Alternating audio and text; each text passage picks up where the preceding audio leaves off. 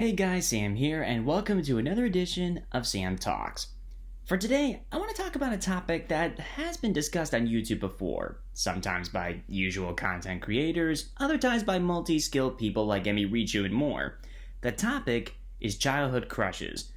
Everyone's had them at least one time, including me. Not only do I find this fun, interesting, and hilarious to talk about, but it also gives us insight on our tastes and what characteristics we like most in a partner.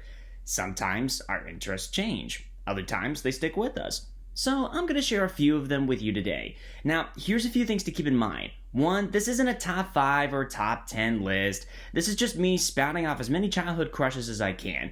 And I'll even talk about some characters in certain franchises that you think I may have a crush on, but maybe I'm kind of halfway on, or I just never had a crush on them at all. And number 2, these are all childhood crushes. Emphasis on childhood.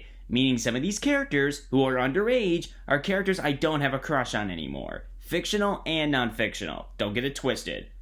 Alright, let's begin. This was the first cartoon I ever loved, and there were a lot of good female characters. Suki, Toph, Azula, Ty Lee, May, and even one-off characters like Jin. But the one that I personally liked the most was Katara. Not only was she a complex, wonderful, and powerful character in the show, but I guess she also embodied what I liked in a girl at the time, and what I mostly still like now. Kind, caring, very sweet, steps up when the situation gets dire, can heal you if you're sick or worse, mostly optimistic, and never lost hope. You could see why Aang fell for her hard. I know some like to go for the badass Toph and the dangerous Azula. I can understand it, but I don't think I was ever into those types of girls when I was younger. I know Katara can be awesome in battle as well, but she's not as quippy as Toph was, and not as psychotic as Azula was. I think that's kind of a turnoff. I guess I like the more compassionate and sweet girls, and for me at that age, Katara fit that description. There are a lot of female interests in Spider-Man, comics, shows, movies, etc. But it may not surprise you that I liked Mary Jane Watson. And I still do. But it comes down to which version. Comics? Sometimes. 90s show? Sometimes. Spectacular Spider-Man? Definitely. That was probably my favorite TV version of her. Spider-Man PS4? Yeah, I like that one too. She had a spunky personality, didn't need to have powers to be cool, and you could see her as a regular person, an actress, a model, a reporter, and more. Also, she has red hair. My favorite color is red. I love it. But what about the others? Gwen Stacy? I'll be honest, I wasn't into the original Gwen Stacy back then. Not that much. What about Spider-Gwen? I do like that version, but once that character became part of people's public consciousness, my childhood had ended. Black Cat? Well, there comes a time where even people like me that like the sweet girls can sometimes like a bad bitch. There are some good comic book versions, the 90s Spider-Man show and Spider-Man PS4. And yes, I would love to see a Black Cat show or movie someday. Catwoman. Just Catwoman. Yeah, Harley is great, Ivy is fine, Zatanna is excellent, and I know there are plenty of other women out there. But I always liked Catwoman. She could be bad and a tease, but she can also be sweet and caring as well. Best of both worlds. My personal favorites? Arkham Catwoman and Telltale Catwoman. I never knew black lipstick could be just as good as red. Okay, moving on.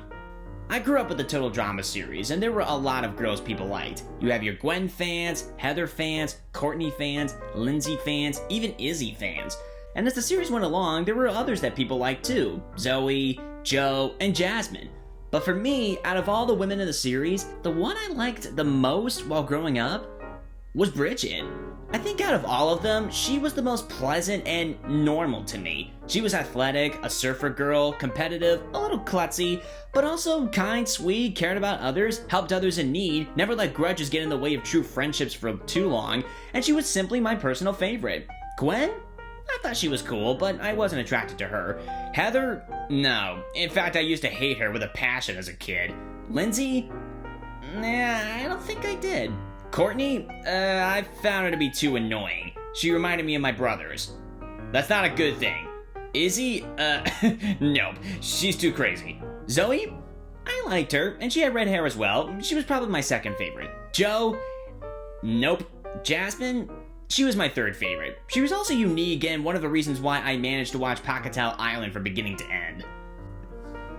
Yes, I liked Raven and Starfire, but I personally like Starfire more. She also has other versions too that are pretty good. Comics? Yes. Teen Titans animated movies? Yes. Same goes with Raven, but just not as much as Star. I'll just talk about iCarly and Victorious because those were the sitcoms that gave me childhood crushes. And iCarly, for me personally, it was Carly. I know some go for Sam and I know some go for a few others. I know she does have some character problems sometimes, but try telling that to me when I was 8 or 9. I didn't care back then. As for Victorious, I liked Kat.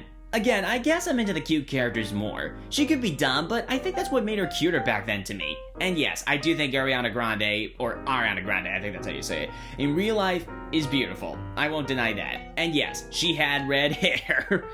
I think we found some types here. Red hair, athletic, cute, smart, sweet, but most importantly, women I liked that I could never have.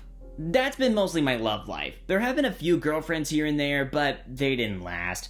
Now I'm just in the failed rocket ship crash phase. What do I mean by that? Well, imagine a big, large rocket ready to blast off. It looks so beautiful and glorious. That's when the crush begins. But then, when I find out that my crush either doesn't like me in that way or already has someone else, shoo! It explodes. It happens every time. Will that cycle end? I don't know. But what I do know is that I've had some unique childhood crushes. And I bet you had some too, so please, let me know in the comments about your childhood crushes. Who were they? Why did you have a crush on them? And so on. Anyways, that concludes this edition of Sam Talks. Thank you for watching, I'm Sam, and good night, everybody.